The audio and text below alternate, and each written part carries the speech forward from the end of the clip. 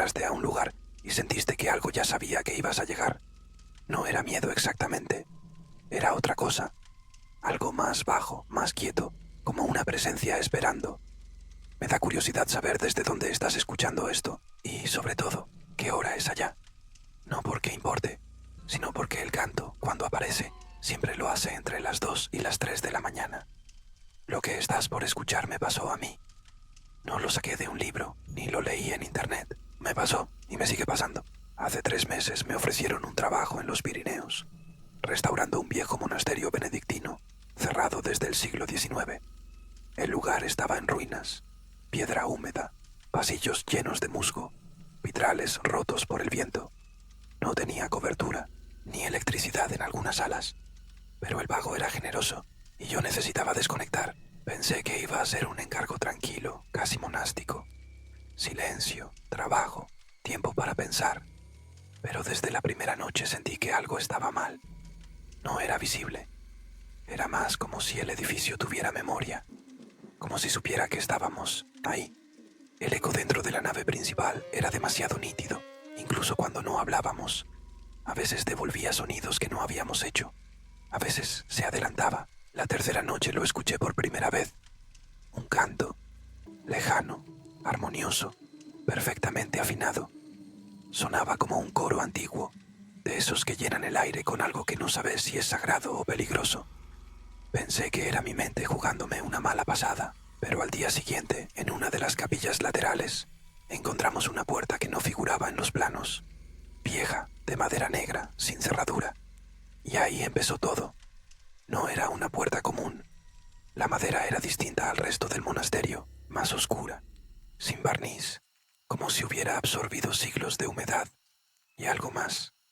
Lo primero que pensé es que tal vez daba a una cámara secreta, algún espacio de almacenamiento olvidado, pero tenía algo raro. No tenía cerradura ni bisagras visibles. Era como si la hubieran sellado de un solo golpe contra la piedra. La encontramos de casualidad, mientras inspeccionábamos el retablo mayor, que estaba parcialmente derrumbado. Mi compañera, Ana, historiadora del arte, fue quien notó que el muro tenía una línea apenas perceptible, un encaje fino, una diferencia en la textura. Golpeamos despacio. Sonaba hueco. Detrás había espacio. Cuando logramos abrirla, no fue con fuerza. Solo empujamos. Y lo que vino después no fue un crujido. Fue un suspiro. Como si del otro lado hubiera aire contenido esperando salir. Polvo, olor a incienso viejo y piedra húmeda.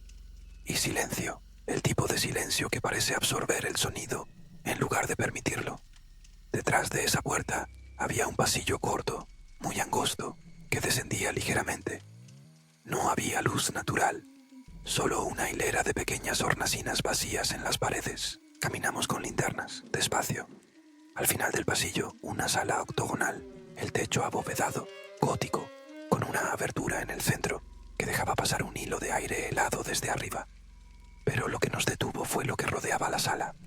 11 puertas, todas iguales, todas cerradas, todas con símbolos tallados que ninguno de los dos pudo reconocer. Números romanos desordenados, letras que parecían latinas, pero deformadas. Una tenía un símbolo parecido a una oreja, otra a un ojo, otra parecía una lengua de fuego. Las conté varias veces para asegurarme. 11, todas orientadas hacia el centro, como un coro, como si esperaran algo, o a alguien. Ana no dijo nada por unos segundos, solo me miró, y aunque no lo admitimos en voz alta, los dos sentimos lo mismo. Esas puertas no deberían estar ahí, y lo peor, tampoco deberían estar cerradas desde dentro. Esa noche no pude dormir. Ana tampoco. No lo dijimos, pero yo escuché cuando se levantó varias veces a mirar por la ventana del ala este, justo la que da al antiguo coro. El mismo lugar desde donde, días antes, había sentido venir el canto. Algo se activó al abrir esa sala, como si las puertas, las 11, hubieran estado esperando que alguien las mirara de nuevo. Me pasé horas repasando las fotos que habíamos tomado, los símbolos tallados, los ángulos perfectos de la sala, incluso las marcas en el suelo, apenas visibles bajo el polvo. Todo parecía diseñado con una intención que no podía ser solo decorativa. Esa asimetría no era normal. Y entonces ocurrió lo del eco. Eran las 2:17 de la madrugada, según el reloj de mi móvil. Estaba revisando notas en el escritorio del pasillo común, cuando escuché pasos, lentos, como si alguien caminara descalzo sobre piedra antigua. Me asomé.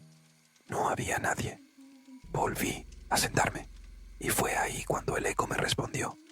Dije en voz baja, «Ana», y a los 2 segundos exactos, desde el fondo del ala, volvió mi voz. Pero no era solo un eco. No sonaba reflejada. Sonaba repetida, como si alguien la dijera, por mí, una voz más hueca, más baja, más seca. Me levanté de golpe. Caminé hasta el final del pasillo. Las luces parpadeaban con una frecuencia que nunca había notado antes, como si el aire estuviera más denso. Me acerqué al hueco del coro. Estaba vacío, pero el eco volvió. Esta vez no dijo mi nombre. Esta vez tarareó. Una melodía breve, perfecta, como cantada por una sola garganta.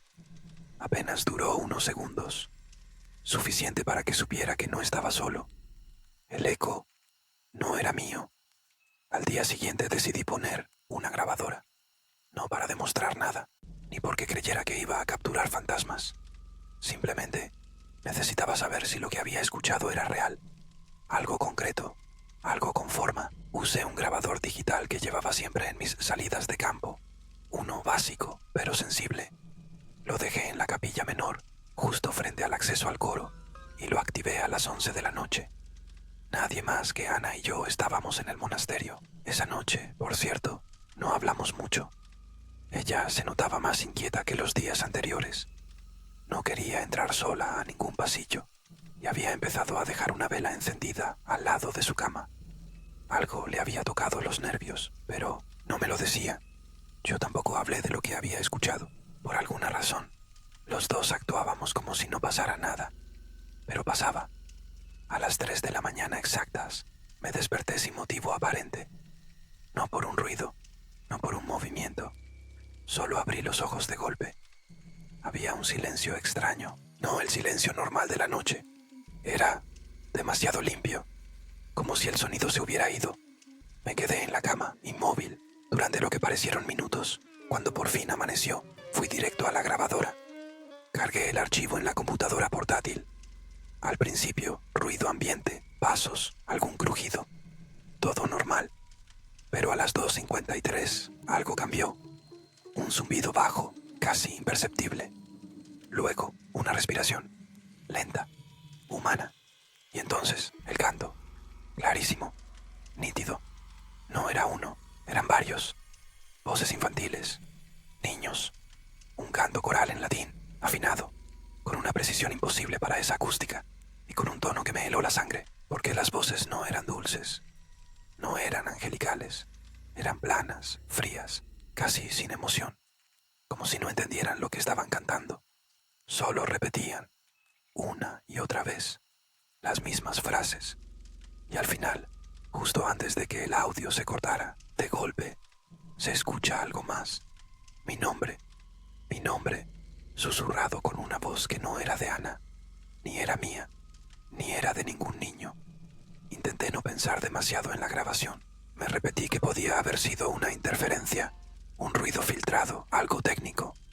Pero no funcionó, porque al reproducirlo de nuevo, cada vez que llegaba a esa última parte, al susurro, no solo escuchaba mi nombre, empezaba a sentir que me lo decían, no con intención, con reconocimiento, como si del otro lado alguien supiera que yo estaba escuchando. Ana me encontró en el escritorio con los auriculares puestos, repitiendo el mismo fragmento por cuarta o quinta vez. Me preguntó qué era. Dudé, pero se lo puse. Ella no dijo nada mientras lo escuchaba. Solo se quedó quieta. Cuando terminó, se levantó y trajo algo de su cuarto. Un cuaderno viejo de notas, de esos que usaba para registrar simbología e inscripciones. Lo abrió en una página marcada con cinta roja. Me mostró una lista de palabras. Algunas eran símbolos, otras transcripciones. Pero lo que me congeló fue una fila en particular. 11 nombres. Todos en latín, o eso parecían. Ana los había copiado de las inscripciones sobre las puertas de la sala octogonal. Cada puerta tenía un nombre. No títulos, nombres propios. Alguien los había grabado siglos atrás, pero al traducirlos, más o menos, algunos tomaban significados que helaban la sangre. Uno podía interpretarse como el que vigila mientras duermes. Otro, la lengua que canta lo oculto. Otro más, el que recuerda tu rostro. Eran nombres de cosas, no de personas. Entidades, presencias. No sabíamos si eran simbólicos o reales, pero eso no importaba, porque el último nombre de la lista tenía una letra añadida en tinta, escrita a mano, fuera del tallado original. Una letra, una sola letra, una A, la inicial de Ana. Ella no dijo nada, solo cerró el cuaderno, pero en sus ojos vi algo que no había visto antes. Ya no era miedo, era resignación. ¿Alguna vez entraste a un lugar y sentiste que algo ya sabía que ibas a llegar? No era miedo exactamente, era otra cosa, algo más bajo, más quieto, como una presencia esperando. Me da curiosidad saber desde dónde estás escuchando esto y, sobre todo, qué hora es allá. No porque importe, sino porque el canto, cuando aparece, siempre lo hace entre las 2 y las 3 de la mañana. Lo que estás por escuchar me pasó a mí. No lo saqué de un libro, ni lo leí en internet. Me pasó y me sigue pasando. Hace 3 meses me ofrecieron un trabajo en los Pirineos, restaurando un viejo monasterio benedictino, cerrado desde el siglo XIX. El lugar estaba en ruinas, piedra húmeda, pasillos llenos de musgo, vitrales rotos por el viento. No tenía cobertura, ni electricidad en algunas salas, pero el pago era generoso y yo necesitaba desconectar. Pensé que iba a ser un encargo tranquilo, casi monástico. Silencio, trabajo, tiempo para pensar. Pero desde la primera noche sentí que algo estaba mal. No era visible. Era más como si el edificio tuviera memoria, como si supiera que estábamos ahí. El eco dentro de la nave principal era demasiado nítido, incluso cuando no hablábamos. A veces devolvía sonidos que no habíamos hecho. A veces se adelantaba. La tercera noche lo escuché por primera vez. Un canto, lejano, armonioso, perfectamente afinado. Sonaba como un coro antiguo, de esos que llenan el aire con algo que no sabes si es sagrado o peligroso. Pensé que era mi mente jugándome una mala pasada, pero al día siguiente, en una de las capillas laterales, encontramos una puerta que no figuraba en los planos, vieja, de madera negra, sin cerradura. Y ahí empezó todo. No era una puerta común. La madera era distinta al resto del monasterio, más oscura, sin barniz, como si hubiera absorbido siglos de humedad. Y algo más. Lo primero que pensé es que tal vez daba a una cámara secreta, algún espacio de almacenamiento olvidado, pero tenía algo raro. No tenía cerradura ni bisagras visibles. Era como si la hubieran sellado de un solo golpe contra la piedra. La encontramos de casualidad, mientras inspeccionábamos el retablo mayor, que estaba parcialmente derrumbado. Mi compañera, Ana, historiadora del arte, fue quien notó que el muro tenía una línea apenas perceptible, un encaje fino, una diferencia en la textura. Golpeamos despacio. Sonaba hueco. Detrás había espacio. Cuando logramos abrirla, no fue con fuerza. Solo empujamos. Y lo que vino después no fue un crujido. Fue un suspiro. Como si del otro lado hubiera aire contenido esperando salir. Polvo, olor a incienso viejo y piedra húmeda. Y silencio, el tipo de silencio que parece absorber el sonido en lugar de permitirlo. Detrás de esa puerta había un pasillo corto, muy angosto, que descendía ligeramente. No había luz natural, solo una hilera de pequeñas hornacinas vacías en las paredes. Caminamos con linternas, despacio. Al final del pasillo, una sala octogonal, el techo abovedado, gótico, con una abertura en el centro que dejaba pasar un hilo de aire helado desde arriba. Pero lo que nos detuvo fue lo que rodeaba la sala. 11 puertas, todas iguales, todas cerradas, todas con símbolos tallados que ninguno de los dos pudo reconocer. Números romanos desordenados, letras que parecían latinas, pero deformadas. Una tenía un símbolo parecido a una oreja, otra a un ojo, otra parecía una lengua de fuego. Las conté varias veces para asegurarme. 11, todas orientadas hacia el centro, como un coro, como si esperaran algo, o a alguien.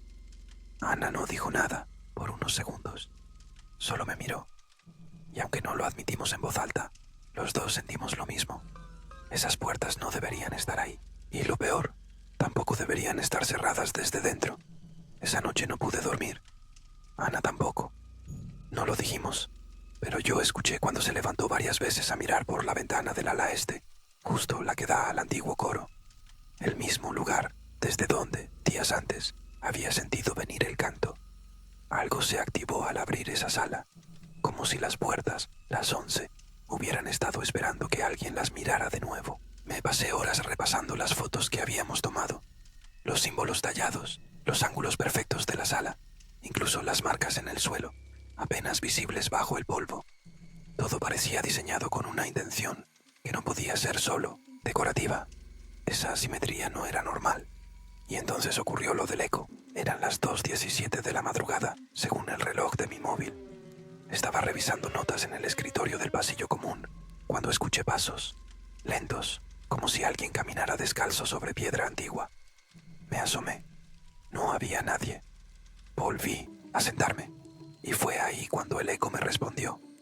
Dije en voz baja, «Ana», y a los 2 segundos exactos, desde el fondo del ala, volvió mi voz. Pero no era solo un eco. No sonaba reflejada.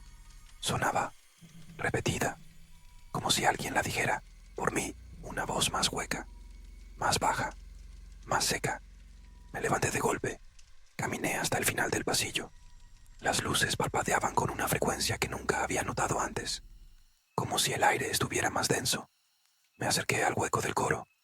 Estaba vacío, pero el eco volvió. Esta vez no dijo mi nombre. Esta vez tarareó.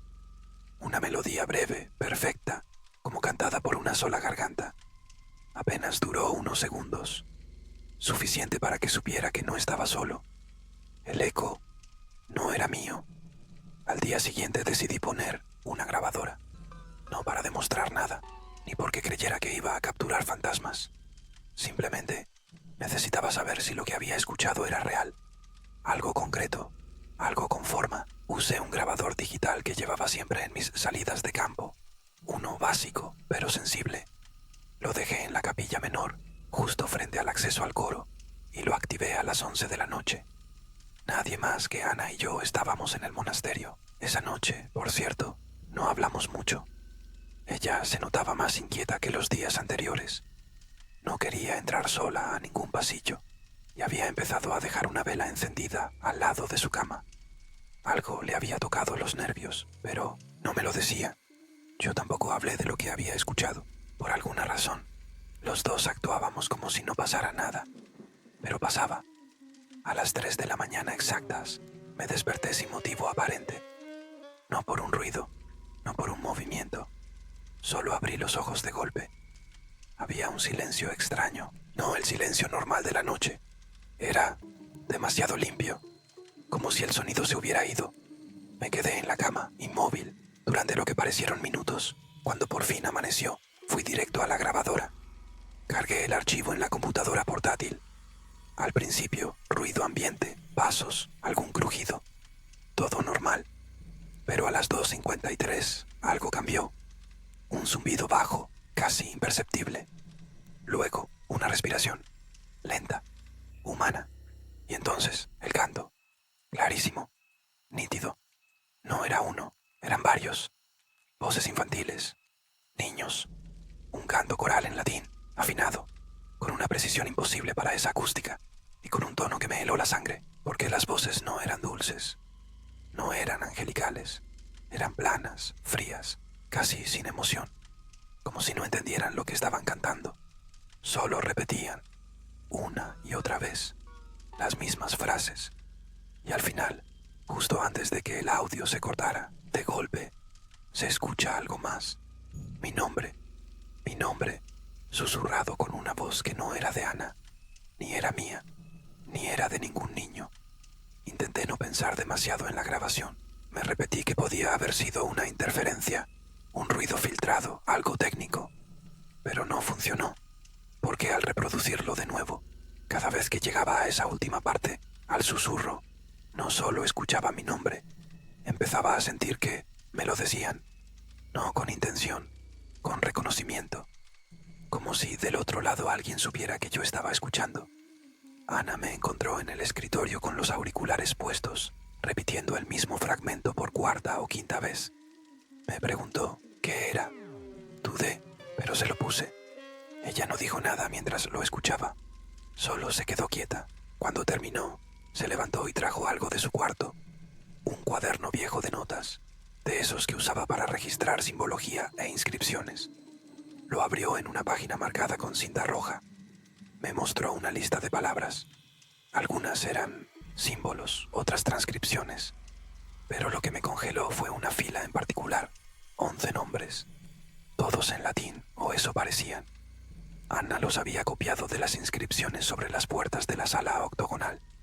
Cada puerta tenía un nombre, no títulos, nombres propios.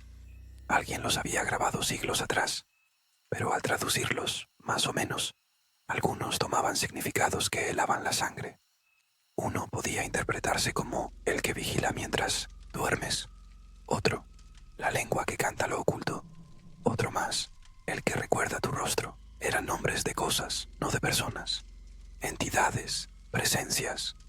No sabíamos si eran simbólicos o reales, pero eso no importaba, porque el último nombre de la lista tenía una letra añadida en tinta, escrita a mano, fuera del tallado original. Una letra, una sola letra, una A, la inicial de Ana.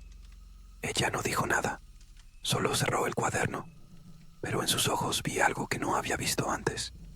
Ya no era miedo, era resignación.